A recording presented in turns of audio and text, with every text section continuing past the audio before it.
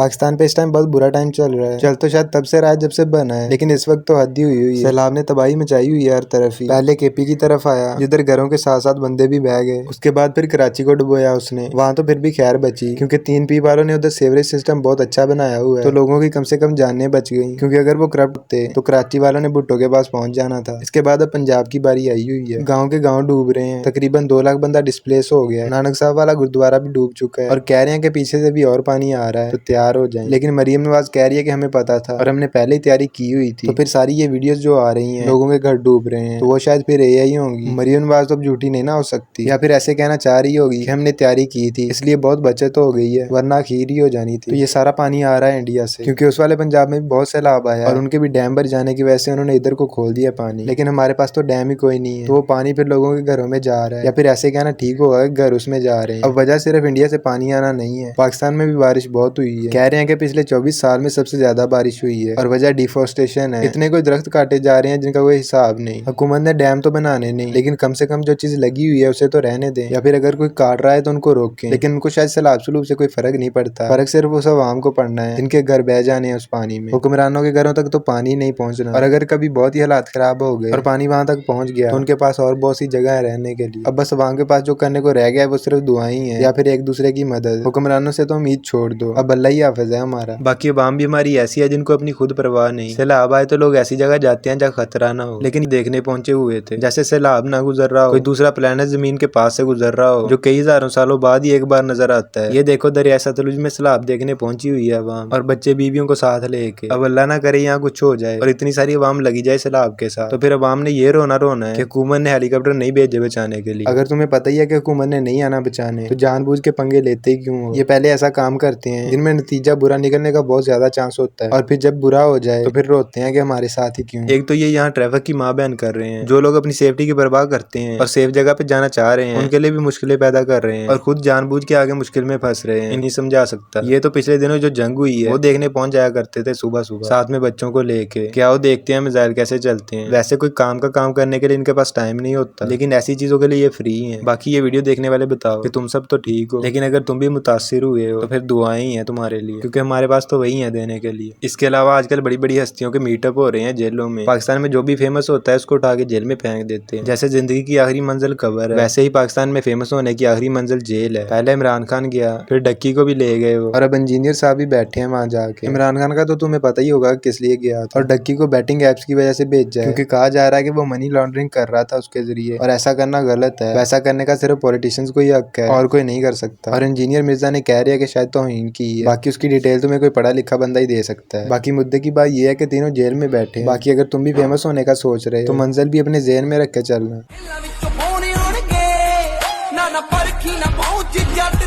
Asia cup भी sir पे आ रहा है, जिसके पाकिस्तान और इंडिया की जंग के बाद चांसेस कम दिख रहे थे, लेकिन अब कंफर्म हो गया कि वो होगा और पाकिस्तान इंडिया का मैच भी होगा। लेकिन इंडिया के कुछ मुहब्बे वतन कह रहे थे कि खून और पानी एक साथ नहीं बह सकते, हमें पाकिस्तान के मैच का बाइकआउट करना चाहिए, क्योंकि हमारे जवानों की जानें जा रही हैं बॉर्डर पे, लेकिन इनको मैच खेलने की पड़ी है। और फिर उन्हीं क्रिकेटर्स ने लेजेंड्स लीग में भी पाकिस्तान के मैच का बाइकआउट किया था, क्योंकि वो अपने जवानों की जानों के साथ कैसे खेल सकते थे। लेकिन जब अब रियल मैच आए हैं जिसमें ज्यादा पैसा है, तो वही लोग अब उसको प्रमोट कर रहे हैं, क्योंकि जवान तब तक ही इम्पोर्टेंट है जब पैसा कम हो। लेकिन अगर पैसा थोड़ा ज्यादा मिल रहा हो तो उन्हें मरने दे सकते हैं ये लोग। सहवाग बालों वाला जो पाकिस्तान के खिलाफ उल्टा सीधा बोल रहा था, अब वही एशिया कप की प्रमोशन कर रहा है। ये सिर्फ पाकिस्तान के खिलाफ उल्टा इसलिए बोलते हैं क्योंकि इंडिया की अवाम में पाकिस्तान के लिए हेट बहुत है, और फिर जो भी पाकिस्तान के लिए उल्टा कुछ बोलता है उन्हें लगता है कि इससे अच्छा तो बंदा ही कोई नहीं, और फिर उन्हीं लोगों का कोपिज्म देखने वाला होता है इंटरनेट पे, जब सहवाग जैसे अपनी बात से फिरते हैं तुम्हें फिर वो ये बहाने देते हुए मिलते हैं कि हम तो पाकिस्तान को हराने के लिए खेल रहे हैं, हराने में ज्यादा मजा है और फ्री के पॉइंट्स मिल रहे हैं हमें पाकिस्तान से। बंदा इनसे पूछे कि 2 पॉइंट्स के लिए तुमने जवानों की परवाह छोड़ दी, जवानों की माँ भी पड़ी और तुम खेलने को रो रहे हो। दरअसल इनको इंडिया से इतना प्यार नहीं जितना पाकिस्तान से हेटरेड, और इस हेट ने उनको इतना अंधा किया हुआ है कि उन्हें वो लोग दिखते ही नहीं जो इस हेट का यूज करते हुए उनका इस्तेमाल कर रहे हैं। खैर कोई नहीं, करने दो, हमें क्या ही फर्क पड़ना है उससे। बाकी मैच देखेंगे फिर क्या बनता है, लेकिन उससे पहले ट्राई सीरीज भी शुरू हो रही है अफगानिस्तान के साथ। इंडिया को तो बाद में देखना है। अफगानी